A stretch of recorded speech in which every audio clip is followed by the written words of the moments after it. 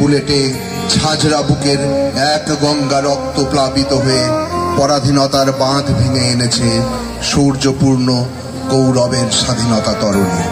এ নয় কোনো কল্প কাহিনী, সাধের সোনালী স্বাধীনতার সৌরভে মেতেছে ধরণী।